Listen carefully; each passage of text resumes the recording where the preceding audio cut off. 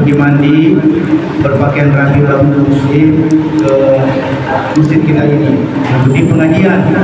Mudah-mudahan kita semuanya dapat amal ibadah, dapat hidayah, dengan berkat berdua. Ya, itu poin saya selalu pembina di sini.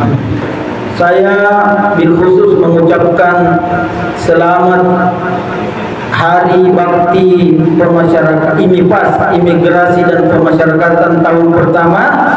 Melalui kesempatan ini tanggal 19 baru-baru ini dirayakan serentak, dan saya tadi masuk di sini ada karangan bunga di depan.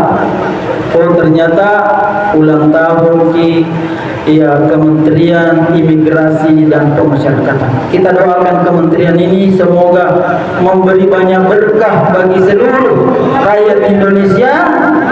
Karena disinilah kita, ini kementerian inilah kita mendapatkan kebaikan. Mana kebaikan didapat?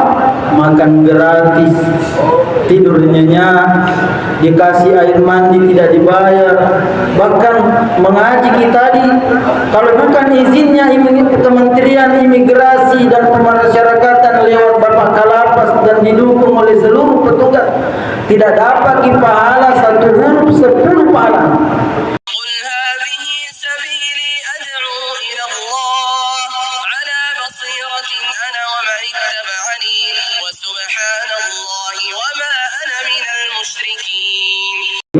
Assalamualaikum warahmatullahi wabarakatuh. Alhamdulillahilladzi anzala minas samai ma'an tahura thumma yuhyil arda ba'da mautiha. Inna fi dzalika laayatin liqaumin ya'qilun. Ahmaduhu wa ashkuruhu wa atubu ilaihi wa astaghfiruh. Asyhadu an la ilaha illallah wahdahu la syarikalah wa asyhadu anna Muhammadan abduhu wa rasuluhu al-mab'utsu rahmatan lil alamin. Amma ba'du. Rabbi adkhilni mudkhala sidq wa akhrijni mukhraja sidq waj'al li min ladunka sultanan nasira. Allahumma zayyinna bi zinatil iman waj'alna hudatan muhtadin. Allahumma salli ala sayyidina Muhammad wa ala alihi wa ashabihi wa man tabi'ahum bi ihsan ila yaumiddin. Pertama-tama kita hormati Bapak KPLP dan petugas yang mendampingi kita, komandan jaga, dan seluruh sahabatku di sini, ya sahibai sijni, yang kita semua saling mendoakan semoga kita semua dirahmati, diberkahi dan diberi keselamatan oleh Allah Subhanahu wa taala. Saya bil khusus mengucapkan selamat Hari Bakti Pemasyarakatan IMIPAS, Imigrasi dan Pemasyarakatan tahun pertama. Melalui kesempatan ini tanggal 19 baru-baru ini dirayakan serentak, dan saya tadi masuk di sini ada karangan bunga di depan. Oh, ternyata ulang tahun Kementerian Imigrasi dan Pemasyarakatan. Kita doakan kementerian ini semoga memberi banyak berkah bagi seluruh rakyat Indonesia. Karena disinilah kita, ini kementerian inilah kita mendapatkan kebaikan. Mana kebaikan didapat? Makan gratis, tidur nyenyak, dikasih air mandi tidak dibayar, bahkan mengaji kita kalau bukan izinnya Kementerian Imigrasi dan Pemasyarakatan lewat Bapak Kalapas dan didukung oleh seluruh petugas, tidak dapat pahala satu huruf 10 pahala. Makanya itu kenapa saudara kita MC Ustaz Haris, beliau membuka dengan mengaji, tidak mau sendiri, beliau dapat pahala, ikuti semua. Karena mengqara'a minal Qur'an, siapa yang membaca satu huruf di dalam Al-Qur'an, falahu hasanah, baginya hasanah. Saya Ustaz sudah dapat hasanah, biar tidak mengaji kali. Kenapa memang bilang dapat hasanah? Saya hasanah bikin kak kopi, hasanah yang bikin kak teh, bahkan hasanah yang kasih ke anak. Hebatmu itu, kebetulan namanya istriku Hasanah. Maka kalau begitu istri anda namanya Hasanah, dan mengaji juga berarti berlipat-lipat nih hasanah didapat. Makanya kalau ada anak muda di sini belum menikah nanti bebas, bukan cari istri nanti deh, namanya hasanah. Supaya dapat kayak doaku itu, Rabbana atina fid dunya hasanah wa fil akhirati hasanah wa qina adzabannar. Ya Allah, berikanlah aku hasanah di dunia. Wih, dikasih nih hasanah di dunia, namanya istrinya hasanah, dan dikasih lagi hasanah di akhirat, yaitu dimasukkan di dalam surga. Allahu Akbar. Olehnya itu sahabatku rahimakumullah, kita doakan Kementerian IMIPAS ini, Imigrasi dan Pemasyarakatan, di tahun pertamanya senantiasa diberkahi, diberi, dimudahkan segala urusan-urusannya dan dimudahkan segala tugas-tugasnya menjalankan tugas negara.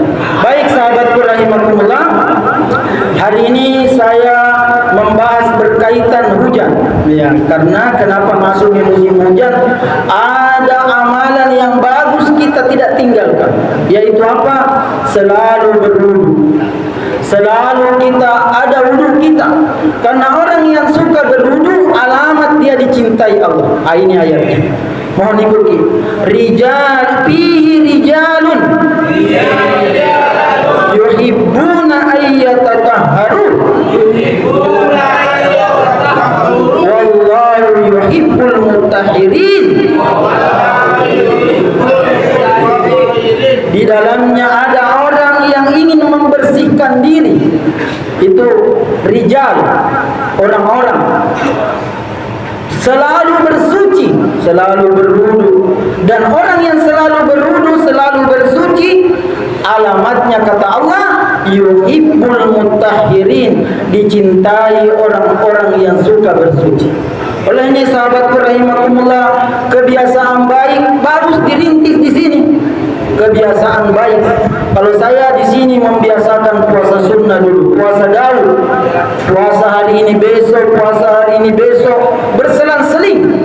Berarti tempat ini tidak ada halangan kita mengerjakan kebaikan-kebaikan, apalagi itu ibadah. Di antaranya, selalu berwudu sahabatku rahimakumullah. Ayat perintah berwudu ini ayatnya panjang. Ya ayyuhalladzina amanu idza kuntum ila sholati faghsilu wujuhakum wa aydiyakum ilal marafiqi wamsahu bi ru'usikum wa arjulakum ilal ka'baini wa in kuntum junuban fatahharu wa in kuntum marda aw ala safarin aw jaa ahadun minkum minal ghaidhi aw lamastumun nisa falam tajidu ma'an fatayammamu sa'idan thayyiban famsahu bi wujuhikum wa aydiyakum ilal aydikum minhu ma yuridullahu liyaj'alakum alaikum min haraj walakin yuridul yutahhirakum. Jika wahai orang-orang yang beriman, jadi yang dipanggil ini hanya yang mengucapkan la ilaha illallah, karena bukan ya ayuhan nas. Kalau ya ayuhan nas semuanya manusia, tapi di sini ya ayyuhalladzina amanu berarti orang yang beriman. Kita semua nak kena. Kalau hendaklah kau hendak mengerjakan salat, hendaklah engkau faghsilu wujuhakum. Ini penting. Maka cucilah mukamu. Wujuh itu wujuh wajah, itu sudah bahasa Indonesia. Wajah sebenarnya dari bahasa Arab, faghsilu.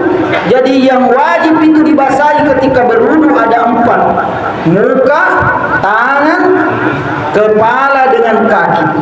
Yang lainnya itu sunnah. Cuci tangan itu sunnah, kumur-kumur itu sunnah, tapi itu menambah pahala jika kita kerjakan. Kalau ini ayat 4 yang wajib, wujuhakum wa aydiyakum ilal ka'bain. Cucilah wa aydiyakum ilal marafiqi, tanganmu ke siku. Ini penting teman-teman, karena ada biasa kita berwudu sikunya dulu baru tangannya. Ini terbalik ayat. Karena kenapa? Keran di atas di sini, baru nak kasih jalan air, nak kasih begini-begini. Menurut ahli fikih itu tidak tepat. Yang tepat itu adalah tangan tak begini, baru airnya mengalir ke bawah. Karena perintah ayat wa aydiyakum ilal marafiqi, dari tanganmu sampai ke siku.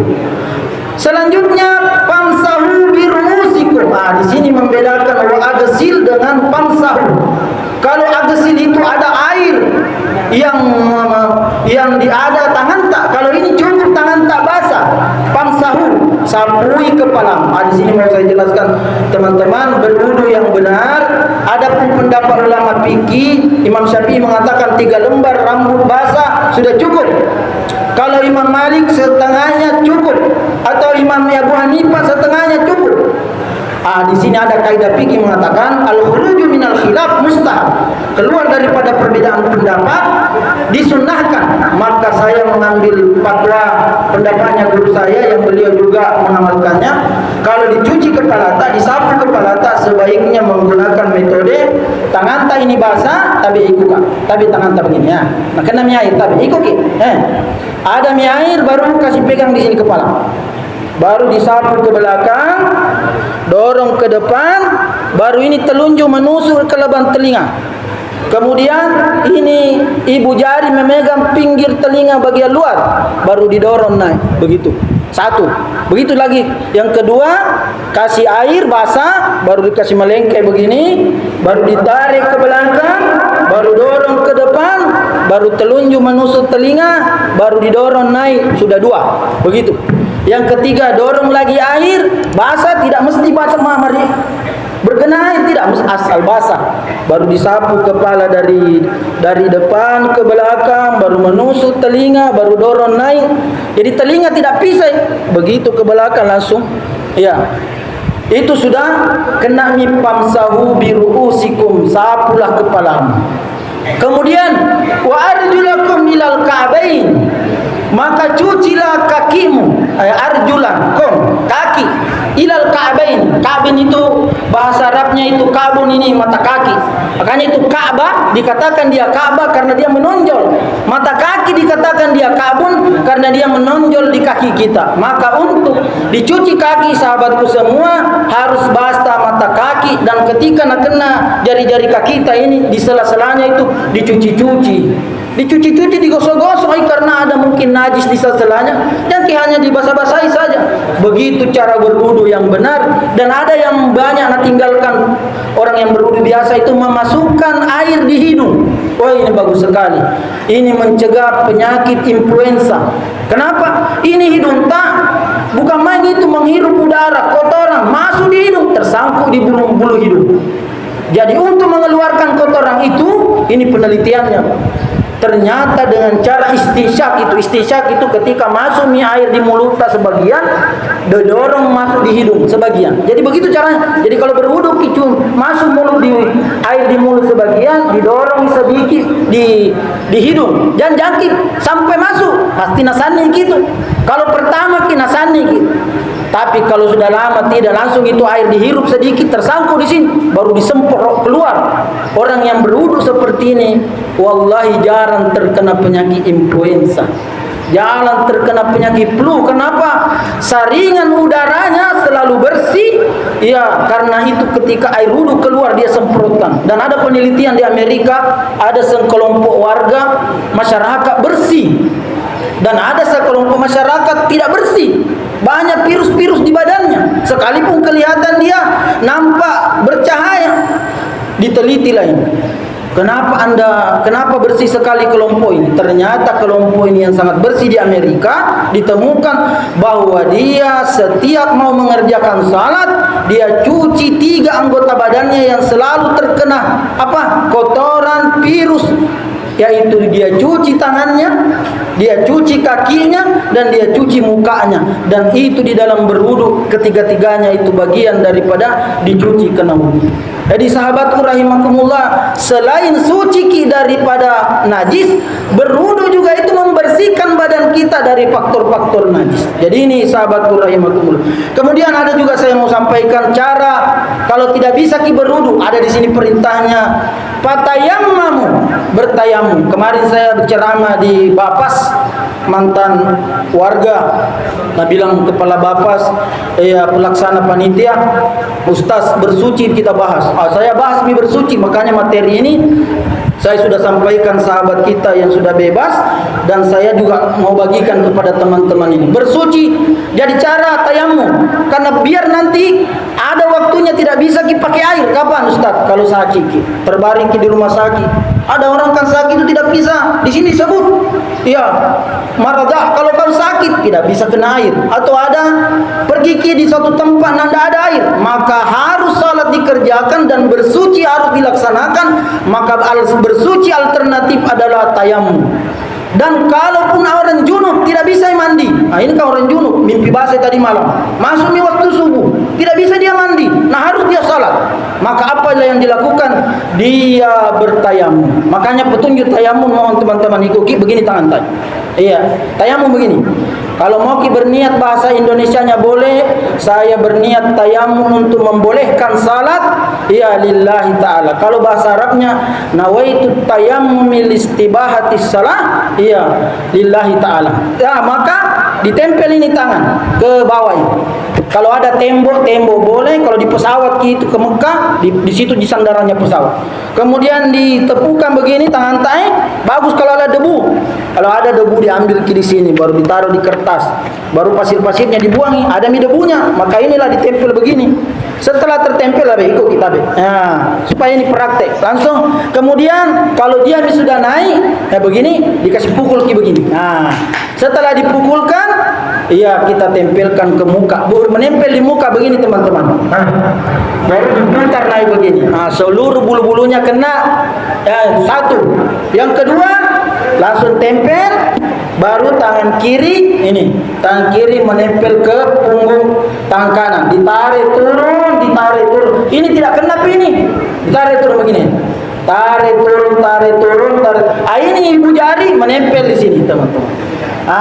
Sudah. Baru ini lagi yang tadi belum kena, menempel di sini, baru ditarik turun, baru naik, dan sudah selesai. Baca mikir doa, asyhadu an la ilaha illallah wahdahu la syarikalah, asyhadu anna muhammadan abduhu wa rasuluhu, Allahumma ja'alni minat tawabin wa ja'alni minal mutatahhirin. Itu sahabat rahimahullah. Yang terakhir, yang ketiga cara bersuci mandi. Mandi wajib, yaitu mandi wajib itu caranya masuk di WC, di dalam WC mandi wajib bismillah, tak di luar. Tidak boleh baca bismillah di dalam WC. Masuk pakai kaki kiri. Kalau masuk di dalam, yang dilakukan pertama dicuci kemaluan, disabuni kemaluan, tadi cuci setelah bersih, baru berwudu seperti salat, tapi tidak dibasahi kaki terakhir. Kaki kita tidak dibasahi. Begitu sudah selesai, ya kepala sudah disapu kepala, kaki tidak dicuci, langsung mandi membasahi. Ya niatnya tadi di luar itu yang sebelum kita masuk. Ya nawaitul ghusla, aku berniat mandi wajib, mengangkat hadas besar. Iya lillahi ta'ala. Itu niat bahasa Indonesianya. Kalau tidak dilafal bahasa Arabnya, kita cukup berniat di dalam hati bahasa Indonesia Bugis. Karena Allah menilai niatnya hamba.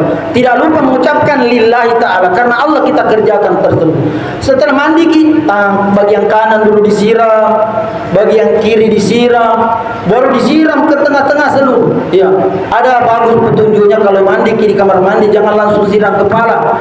Dari kaki dulu naik ke paha, baru perut. Kenapa? Ada biasa itu orang jatuh di kamar mandi. Kenapa bisa? Karena ternyata tubuhnya panas, disirangi air yang dingin, tiba-tiba pecah pembuluh darah. Ternyata itu baru berproses. Makanya orang tua kita dulu kata, matali momong kalau apa cemeh. Ternyata itu petunjuknya kumur-kumur baru mandi, itu air menyesuaikan dengan hawa tubuh tak, atau hawa tubuh tak menyesuaikan dengan hawa air. Karena kalau langsung disiram, biasa itu berasap. Kalau mandi di sungai, kentara itu keluar asap pagi-pagi itu di kepala. Saya tinggal di dekat sumur. Setelah seluruh, harus basah semua sahabatku, basah semua ini kaki kita, sela-sela hidung apa, bisa basah telinga ini, lubang-lubang telinga, pusat. Kalau diyakin basah semua, sebelum keluar dicuci kaki kita, dicuci kaki kanan baru kiri. Setelah itu keluar di WC dengan kaki kanan duluan, dan dibaca doanya, asyhadu an la ilaha illallah wahdahu la syarikalah, asyhadu anna muhammadan abduhu wa rasuluhu, Allahumma ja'alni minat tawabin wa ja'alni minal mutatahhirin. Dan doa keluar kamar mandi, gufranaka. Ini sahabatku rahimakumullah, petunjuk 3 tata cara bersuci, yaitu pertama berwudu, yang kedua tayamum, yang ketiga mandi wajib. Ketiga-tiganya ini wajib diketahui. Kenapa wajib diketahui? Karena ini adalah perantara mengerjakan kewajiban. Nah, maka kaidah mengatakan kalau kewajiban sesuatu mau dikerjakan, maka yang mengantarai kewajiban itu wajib juga kita ketahui. Makanya petunjuk tadi tayamum mesti kita ketahui, mandi wajib dan berwudu. Dan khusus hari ini kita harus senantiasa membiasakan diri bersuci. Adapun keutamaannya berwudu, teman-teman. Pertama, keutamanya dari Nabi sallallahu alaihi wasallam, badan yang terkena wudu akan memancarkan cahaya putih. Allahu Akbar. Hadis Nabi, "Inna ummati yud'auna yaumal qiyamati gurran." Muhajjalina min atharil wudu'i. Artinya, sesungguhnya umatku akan dipanggil pada hari kiamat dengan pertanda bulatan putih pada dahi dan belang pada kakinya bekas berwudu.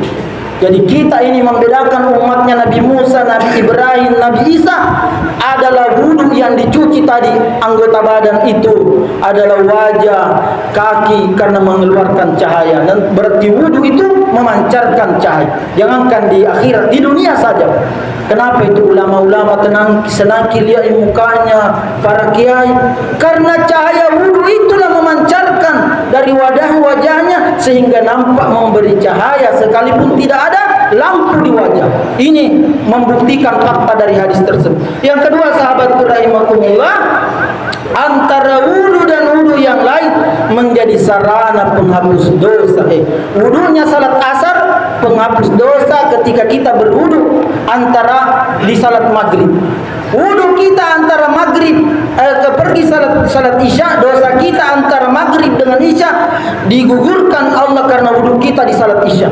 Begitupun wudu kita di salat subuh, menghapus dosa kita antara isya dan subuh, yang dosa yang dikerjakan sengaja maupun tidak sengaja.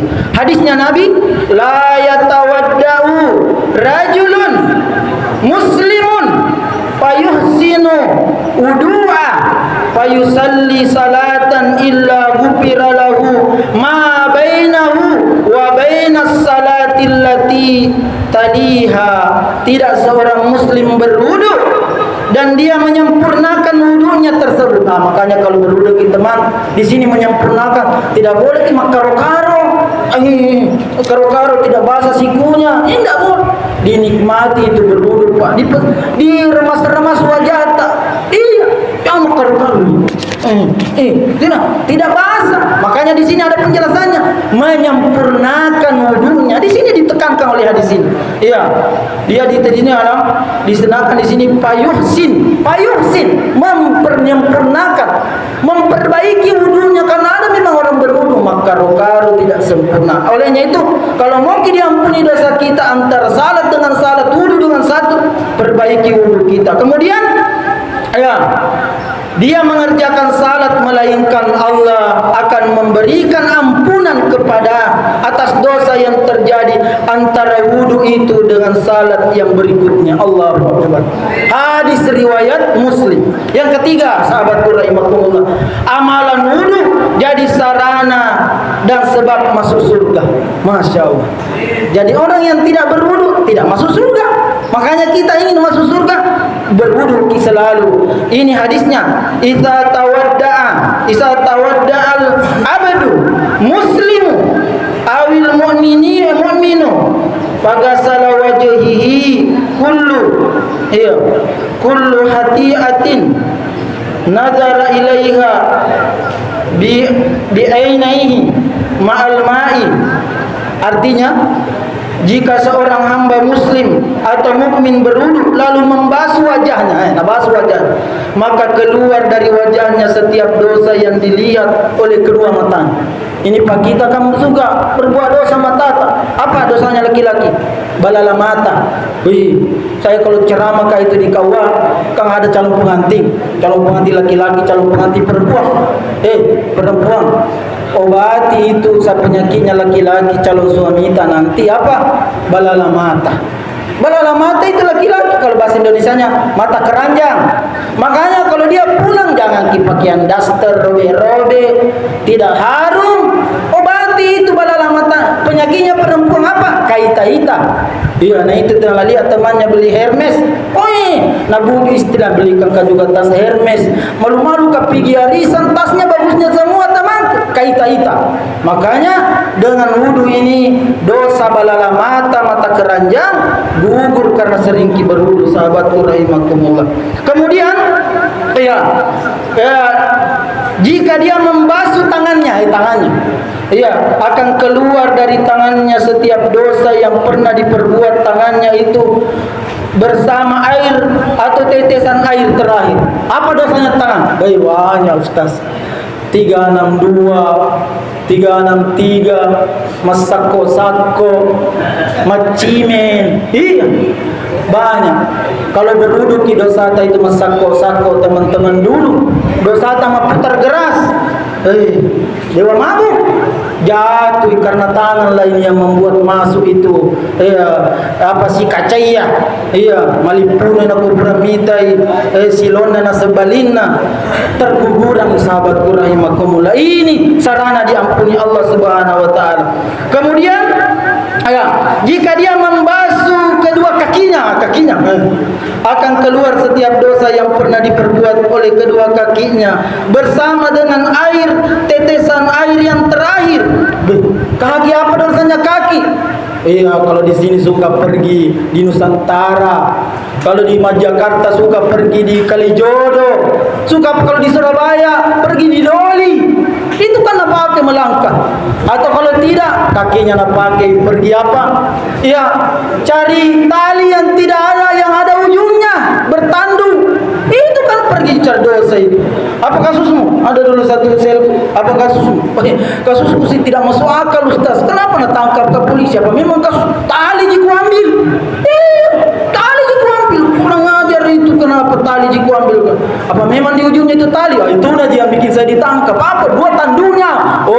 Anunya orang bawa. Itu yang membuat Anda diambil, sahabatku. Maka kalau berwudu dosata dari itu, sahabatku, dosa melukakan dosa, melangkah kaki melakukan dosa itu digugurkan oleh Allah dari kasus ini. Terakhir, kesalahan akan berguguran karena gemar berwudu. Masya Allah.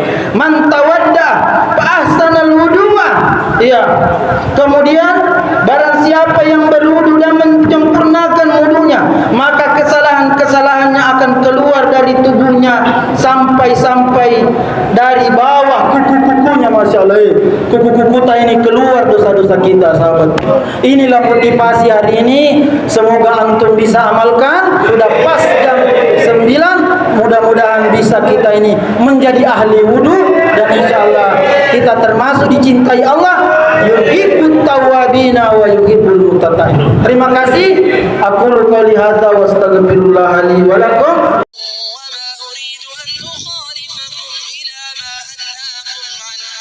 إن أريد إلا